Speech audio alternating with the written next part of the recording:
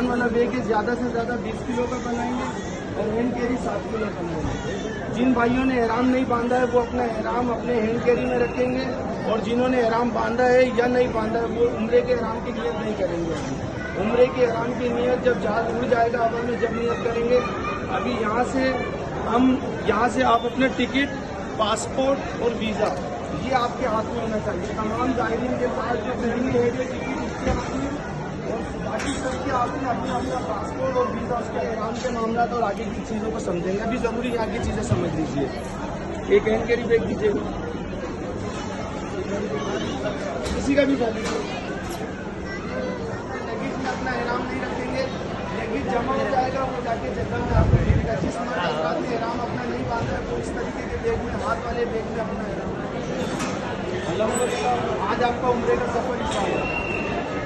कुछ ज़रूरी बात यहाँ पर करेंगे। मैं आपके साथ मोहम्मद इमरान तारीम मेरे नाम में लोगों की जाने से मुझे मुंतखब किया गया है आपके सफ़र के लिए, और आपको मुंतखब किया गया है, मुझे मुंतखब किया गया आप लोगों की रहनुमाई के लिए अल्लाह ताला ने, और आप लोगों को मुंतखब किया है।